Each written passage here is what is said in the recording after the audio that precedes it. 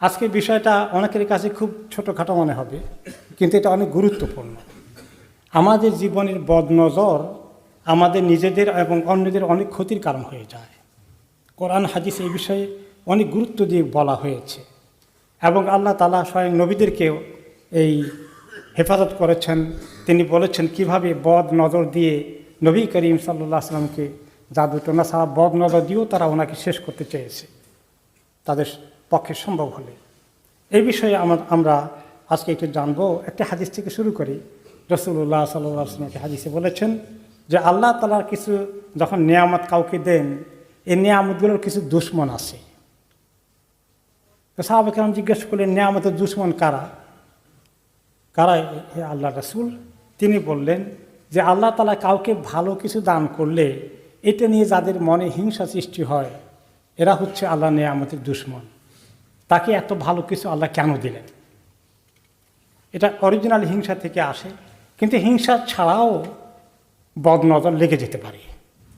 কিছু এক্সাম্পল আমরা দেখব। প্রথমত, কোরআনে পাকে আল্লাহ তাআলা নবী করিম সাল্লাল্লাহু আলাইহি ওয়াসাল্লামকে লক্ষ্য করে বলেছেন, যারা কাফের দুশমন আছে এরা আপনার ব্যাপারে তাদের মনে এত বিদ্বেষ, হিংসা বিদ্বেষ, তারা মনে হয় যেন আপনাকে তারা একেবারে বদ নজর দিয়ে একেবারে ক্ষতিগ্রস্ত করে ফেলবে। যখনই তারা কোরআনের কথা শুনে, আপনার মুখ থেকে এগুলো শুনে, আর তারা উল্টাপাল্টা প্রচার করে, তিনি তো পাগল ছাড়া কিছু না। বদ নজর যে একটা বাস্তবতা, এটা যে কোনো একটা কুসংস্কার নয়, এটা অতি সত্য কথা। এভাবে কোরআন হাদিসে অনেক আপনি রেফারেন্স পাবেন।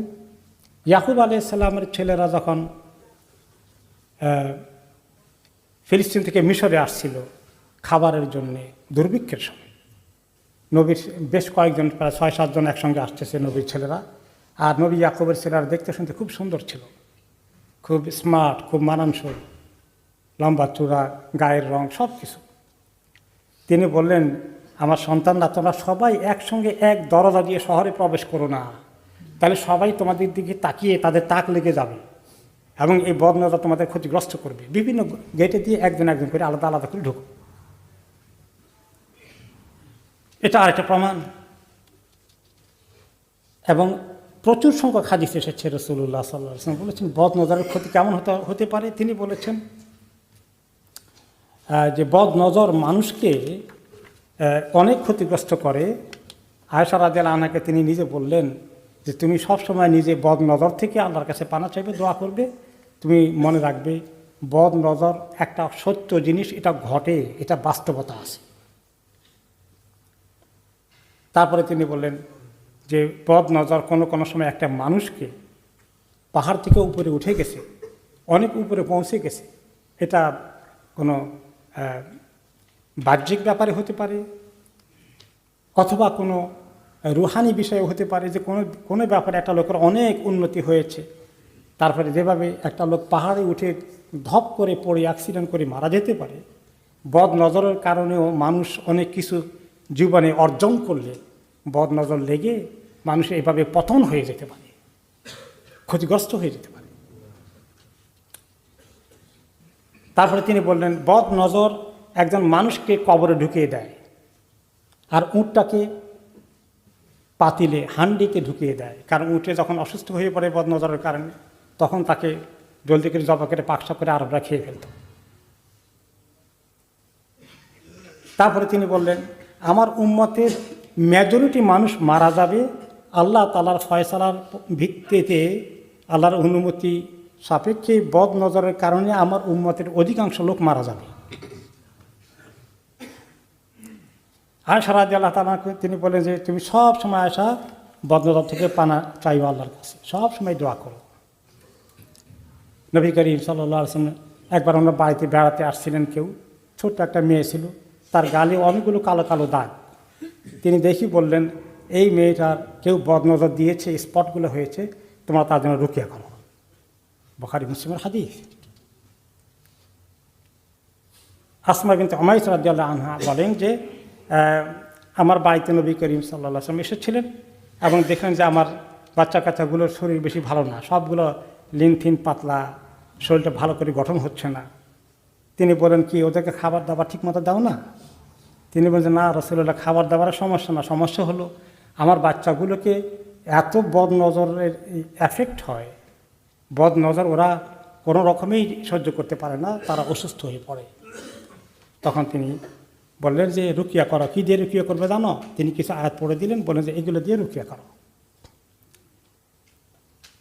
কিছু লোকের নজরটাই এমনি খারাপ, তাদের মানে দুনিয়ার মধ্যে এমন কিছু সৃষ্টি আছে, আল্লাহ তাআলা তাদেরকে এভাবেই সৃষ্টি করেছেন, তাদের নজর পড়লেই ক্ষতিগ্রস্ত হয়ে যায়। এবং ফুকাহে কেরাম বলেছেন, এইরকম লোক যদি কোনো জায়গায় থাকে তাহলে মানুষের নিরাপত্তার জন্য তাকে জেলখানায় বন্দি করে রাখা দরকার, অথবা গৃহবন্দী করে রাখা দরকার। খাবার দাবারের দায়িত্ব সরকারের নেওয়া দরকার, কারণ তাদের বদ নজরে মানুষ ক্ষতিগ্রস্ত হয়ে যাবে। এই বদনজরটা অনেক সময় হিংসার কারণে হয়, মেজরিটি দুশ্মনের পক্ষ থেকে। আরেকজনটা দেখলে তার জ্বালা অসহ্য হয়ে যায়, হিংসা করে। কিন্তু কিছু লোকেরা আছে যে হিংসা ছাড়াও হয়, নেককার মানুষও, ভালো মানুষও, কিন্তু একটা জিনিস দেখলে মন্তব্য করে, কথা বলে, কোনো দোয়া টোয়া করে না, যার ফলে এটা ক্ষতিগ্রস্ত হয়ে যায় তার অনিচ্ছা সত্ত্বেও। এমনকি নিজের ব্যাপারে যদি কেউ নিজের খুব ভালো একটা অ্যাচিভমেন্ট হয়েছে, নিজের স্বাস্থ্য ভালো হয়ে গেছে, গোসল করতে গিয়ে দেখে যে আমার তো মোটামুটি স্বাস্থ্য ভালোই দেখা যাচ্ছে, এবং সে আল্লাহর কাছে দোয়া না করে, তাহলে তাকেও হিট করবে। তার ছেলে ফেলে ছোট বাচ্চা বড় হচ্ছে, নাতি বড় হচ্ছে, এত সুন্দর লাগতেছে, কী সুন্দর হাসি, সুন্দর কথা বলছে, ভালো করে খাওয়া দাওয়া করছে, একটা মন্তব্য করে ফেললো, ও ভালোই তো খাচ্ছে দেখি, এই একটা কথা বলে ফেললে, কোনো দোয়া করলো না, এই তার ক্ষতি হয়ে যাবে। এই তার জ্বর শুরু হয়ে গেল, তার এই পাতলা পায়খানা শুরু হয়ে গেল, তার শরীরের মধ্যে বিভিন্ন রকমের মানে ফসকা ফুটে গেল। একটা মানুষের এভাবে দেখে মানুষের অনেক ক্ষতি হয়ে যায়। তো এই সময় কিছু আদব আছে, এই আদবগুলোর ব্যাপারে আমরা বলি এখন। যে একটা ঘটনা দিয়ে, এক সাহাবী ছিলেন, তিনি সাহাল ইবনে হুনাইফা রাদিয়াল্লাহু আনহু। তোমার শরীরটা মোটামুটি খুব চামড়া খুব মসৃণ, সুন্দর, খুব ভালো দেখতে, মানে আকর্ষণীয় ছিল। উনি একবার একটা ঝর্ণার ধারায় গোসল করছিলেন। আরেকজন সাহাবী ওনাকে দেখলেন, আমের ইবনে রাবিয়া, তিনি দেখলেন, মন্তব্য করলেন, এই চামড়া এত সুন্দর, আমি জীবনে কোনো অবিবাহিত সুন্দরী মহিলার চামড়া এত সুন্দর দেখিনি। আর অন দ্য স্পট ওনার শরীর খারাপ হয়ে গেল, অন দ্য স্পট উনি ছটফট শুরু করে দিলেন, জ্বর এসে টেসে শরীরের অবস্থা মারাত্মক। ওনার ছেলে ওনাকে বাড়িতে নিয়ে আসলো, খবর দেওয়া হলো রাসূলুল্লাহ সাল্লাল্লাহু আলাইহি ওয়াসাল্লামকে যে তার গোসল করতে গিয়ে তার হঠাৎ করে এই অবস্থা। তিনি বললেন যে তাকে কেউ দেখে কোনো মন্তব্য করেছে? বলে যে অমুক সাহাবী এই মন্তব্য করেছে, তাকে ধরে নিয়ে আসো। এসে তুমি তাকে তোমার ভাইদেরকে মারো কেন এভাবে? কী মারলাম ইয়া রাসূলুল্লাহ, কী মন্তব্য করেছিলে? তা আমি খালি এই কথাটা বলেছি। তুমি তার জন্য দোয়া করেছিলে বরকতের, যে আল্লাহ তাকে বরকত দান করুক, এই দোয়া কেন করনি? এই দোয়া না করার কারণে তা এই ক্ষতিগ্রস্ত হয়ে গেছে। তাহলে এরকম সুন্দর ভালো কিছু দেখলে নিজের জন্য, নিজের ছেলে মেয়ে, নিজের নাতি নাতিন, অন্যদেরকে দেখলে কী করতে হবে? দোয়া করতে হবে। দোয়াটা কি? আল্লাহুম্মা বারিক লাহু আও আল্লাহুম্মা বারিক আলাইহি, দুটোটা ঠিক আছে, আল্লাহ তাকে বরকত দান করেন। এই বরকতের দোয়া করলে আশা করা যায় যে আল্লাহ তাআলা তাকে ক্ষতিগ্রস্ত হওয়া থেকে বাঁচাবেন। আর শয়তান মুখ দিয়ে খালি কথা মন্তব্য বের করে, মন্তব্য যত কম করা যায়। আপনার ছেলে, আপনার নাতি সুন্দর খাওয়া দাওয়া করছে, অনেক সুন্দর হাসছে, হ্যাঁ এত সুন্দর, খুব সুন্দর করে খাচ্ছে দেখি ছেলেটা, এই কথাটাই অনেক ক্ষতি হয়ে যাবে। কথাও কম বলা, ভিতরের থেকে খালি শয়তান পুশ করে কথা বলো, মুখ দিয়ে বলো, মুখ দিয়ে বের হবেই ক্ষতি হয়ে যাবে, বুলেটের মতো ক্ষতি হয়ে যাচ্ছে। এগুলো আমাদের সমাজে অনেকেই জানেন না। ও আপনার ছেলে তো ভালোই খায় দেখি, এক মা দেখলো আরেক মা তার বাচ্চাকে দুধ খাওয়াচ্ছে, ভালোই খাচ্ছে, আরে আপনার ছেলে তো ভালোই খায় দেখি, আমার ছেলের কোনো রকমেই খাওয়াতে পারি না। এই হয়ে গেল ক্ষতি, বিরাট ক্ষতি। এইভাবে করে অনেক মন্তব্য। তো কোনো কিছু দেখলে, কোনো কিছু ভালো লাগলে আপনার অজান্তে, মনের অজান্তে তার ক্ষতি করবেন না। আপনি প্ল্যান করেন নাই ক্ষতি করতে, কিন্তু ক্ষতি হয়ে যাচ্ছে। এই জন্য রাসূলুল্লাহ সাল্লাল্লাহু আলাইহি ওয়াসাল্লাম যেটা শিখালেন আমের ইবনে রাবিয়াকে, তুমি কেন বরকতের দোয়া করলে না? এখান থেকে লেসন, আমরা ভালো কিছু দেখলে নিজের জন্য, আরেকজনের জন্য, হিংসা বিদ্বেষ ছাড়াও, হিংসা বিদ্বেষ দিলে তো আরও ক্ষতি হয়। এছাড়াও আমরা যেন দোয়া করি যে আল্লাহ তোমাকে বরকত দান করুন, বারাকাল্লাহু লাকা ওয়া বারাকা ফিকা ওবারাক আল্লাহ আলাইকা, এরকম কিছু একটা দোয়া করলে তাহলে আল্লাহ তাআলা হেফাজত করবেন। আল্লাহ তাআলা আমাদেরকে এই ছোটোখাটো জিনিসগুলো যে কত মারাত্মক হতে পারে এগুলো বুঝে আমল করার তৌফিক দান করুন। এগুলোর জন্য বুঝতে হলে একটা ভালো বই আমি রেফার করি, জাদু ও তার প্রতিকার।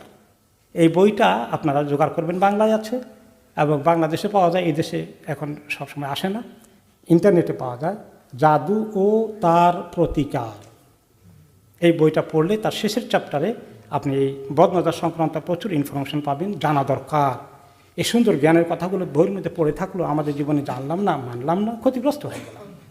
আল্লাহ তাআলা আমাদেরকে এই জন্য এলেম শিখার গুরুত্ব দিয়েছেন, এটাও একটা জরুরি এলেম।